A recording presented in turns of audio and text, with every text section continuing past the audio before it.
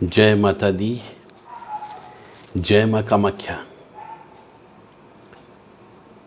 तंत्र की सीरीज में देव राधा ट्रस्ट आपको बहुत से रहस्यमय ज्ञान दे रहा है, क्योंकि आजकल ऐसा महसूस हो रहा है कि हर तीसरा चौथा व्यक्ति तंत्र से परेशान है। कुछ पढ़े लिखे लोग, कुछ बिना पढ़े लिखे लोग। जो नहीं मानते थे वो भी तंत्र को मानने लगे। हम ऐसे ही आज आपको बहुत सारी चीज़ें बताने वाले हैं जिसके माध्यम से तंत्र होता है। सब समझने का प्रयास करिएगा और अपने आप को बचाने का भी प्रयास करिए, क्योंकि आज के ज़माने में शत्रु बहुत उत्पन्न हो गए हैं। हर मनुष्य के शत्रु हैं, तो अपने आप को बचाना भी बहुत महत्वपूर्ण है। तो सर्वप्रथम तंत्र की देवी, तंत्र की अधिष्ठात्री देवी माँ कामाख्या को हम नमन करते हैं। और तंत्र के देवता श्री भैरव जी महाराज, काल भैरव, बटुक भैरव, कंकाल भैरव, क्रोध भैरव, कपाल भैरव, उनको भी हम प्रणाम करते हैं। तो रहस्यमय ज्ञान की दुनिया में हम आपको बताने जा रहे हैं कि थूक, मनुष्य का जो बलगम होता है, मनुष्य का जो कफ होता है, उसके ऊपर भी तंत्र किया जाता है। ये सब मैं अघोर विद्या की बात करूं आज, कि जब अघोर विद्या वाला कोई व्यक्ति या अघोरी जब तंत्र विद्या करता है तो काटना बड़ा मुश्किल होता है, और कटता है पर समय लगता है। व्यक्ति को पेशेंस रखना पड़ता है, तब कटता है। व्यक्ति सोचता है मेरा जल्दी जल्दी कट जाए, 1-2 दिन में कट जाए, 4 दिन में कट जाए, ये कोई निश्चित नहीं होता है। तो अघोर विद्या वाले में तंत्र कैसे करते हैं वो मैं बता रहा हूँ। किस किस चीज़ के ऊपर करते हैं, कैसे करते हैं तो वो नहीं बताऊँगा, पर किस किस चीज़ से करते हैं वो मैं बताने जा रहा हूँ। तो मनुष्य का जो बलगम होता है, चाहे स्त्री का हो या पुरुष का हो,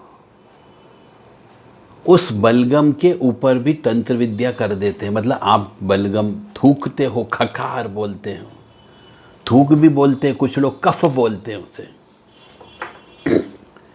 तो उसके ऊपर भी तंत्र विद्या होती है। बालों के ऊपर तंत्र विद्या होती है। मनुष्य बाल तोड़ करके काट के फेंक देता है, उसके ऊपर भी तंत्र विद्या हो जाती। शत्रु उस चीज़ का भी ध्यान रखता है, और शत्रु आपके परिवार में भी हो सकता है। बालों पर तंत्र विद्या होती है, थूक पर तंत्र विद्या होती है, बलगम पर तंत्र विद्या होती है, कफ के ऊपर तंत्र विद्या हो जाती है, और पेशाब के ऊपर भी तंत्र विद्या हो जाती है। यदि आपने कहीं छुप करके किसी पेड़ के नीचे किसी एकांत स्थान में पेशाब किया, तो व्यक्ति उस पेशाब के, गीले पेशाब को मिट्टी सहित उठा करके आपके ऊपर तंत्र विद्या कर सकता है। बहुत सजगता से आपको ज़िंदगी जीना है। और आपके मल के ऊपर, शौच के ऊपर भी तंत्र विद्या हो जाती है। और तंत्र विद्या जो है, खाने की वस्तु के ऊपर तंत्र विद्या हो जाती है। इत्र की शीशी पे तंत्र करके आपको दे दिया जाता है और आपके ऊपर तंत्र चढ़ाया जा सकता है। कोई यदि आपको पान खाने को दे तो पान के ऊपर भी तंत्र विद्या हो सकती है। लौंग के ऊपर भी तंत्र विद्या होकर के लौंग खिला दिए जाते हैं।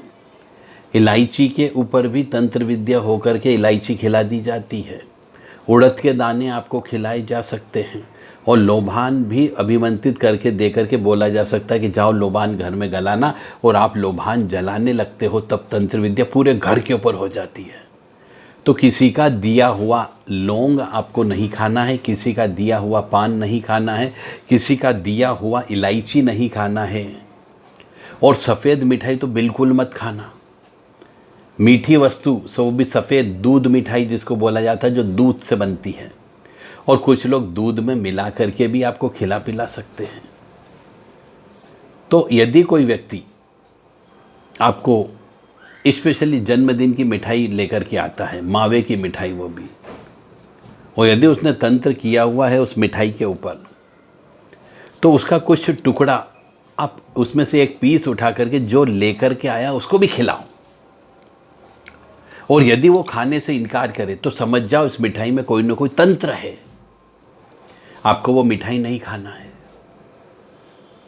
ऐसे ही यदि कोई व्यक्ति लौंग लेकर के आया आपके पास, तो उसमें से एक दो लौंग आप उठा लो, परंतु एक दो लौंग उसको भी दो खाने के लिए। यदि वो नहीं खाता है तो समझ जाओ लौंग के अंदर अभिमंत्रित लौंग है वो। इसलिए किसी के द्वारा दी गई सफ़ेद वस्तु, सफ़ेद मिठाई, दूध नहीं खाना है, पान नहीं खाना है आपको, उड़द नहीं खाना है आपको, लौंग नहीं खाना, इलायची नहीं खाना है।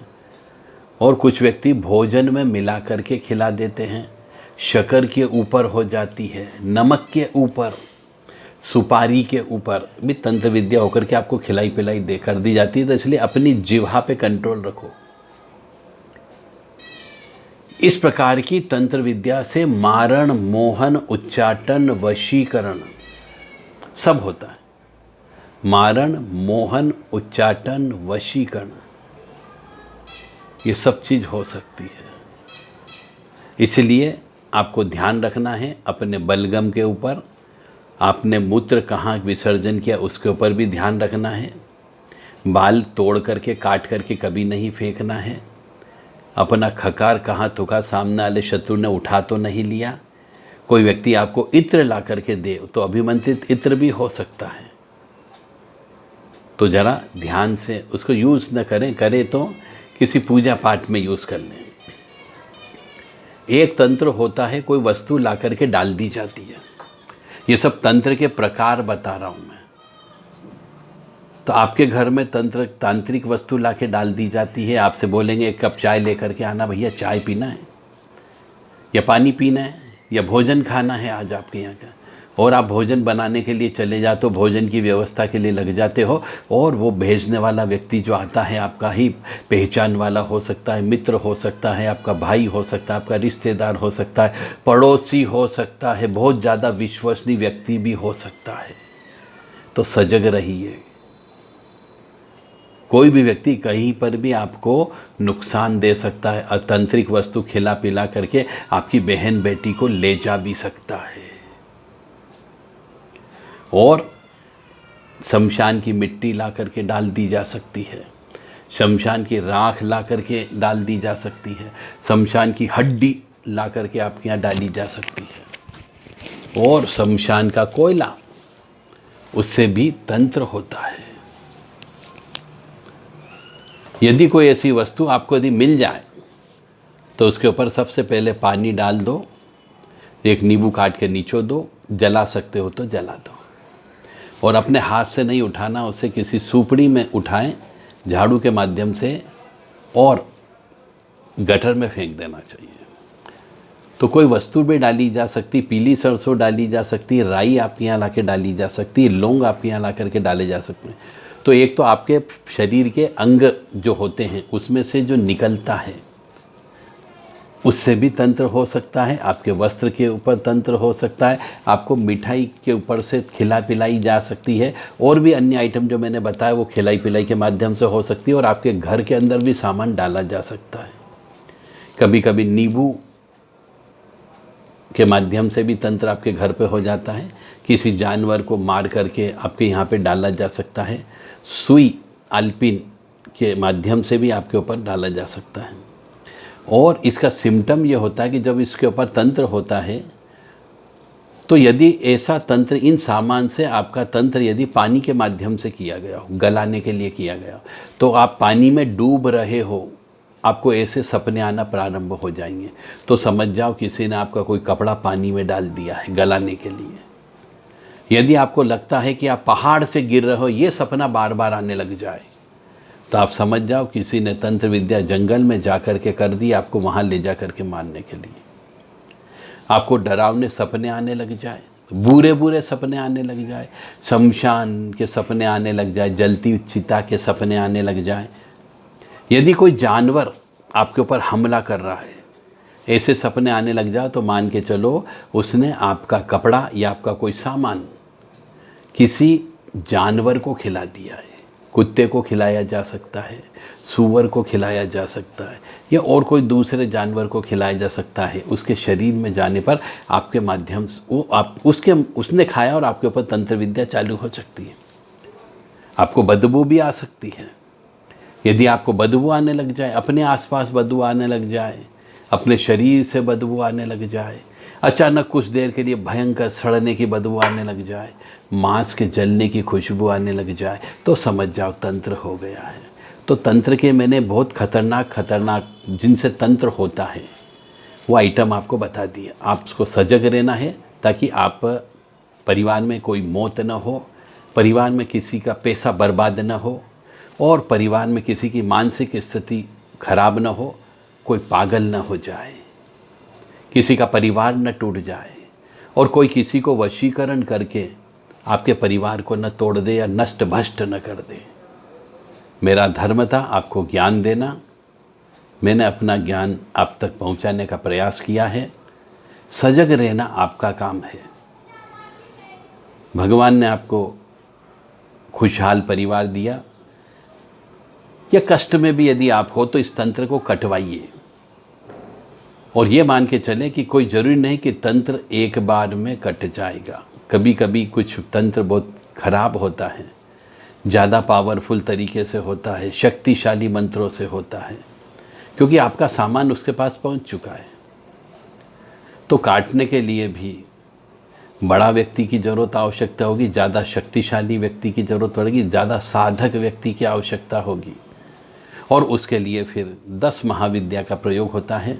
हनुमान जी के तंत्रात्मक मंत्रों का प्रयोग होता है, पंचमुखी हनुमान जी का प्रयोग होता है, शमशान के भी हनुमान जी होते हैं उनका प्रयोग होता है, भैरव जी का प्रयोग होता है, काल भैरव का होता है, बटुक भैरव का प्रयोग होता है, क्रोध भैरव का प्रयोग होता है, महाकाल भैरव का प्रयोग होता है, संहार भैरव का प्रयोग होता है, भीषण भैरव का प्रयोग होता है, पाताल भैरव का प्रयोग होता है, घाट के घटैया का प्रयोग होता है, काली माँ, कंकाली काली माँ, दक्षिण काली माँ, भद्र काली माँ जो उग्र स्वभाव वाली है, उनका प्रयोग करके इन तंत्र को काटा जाता है।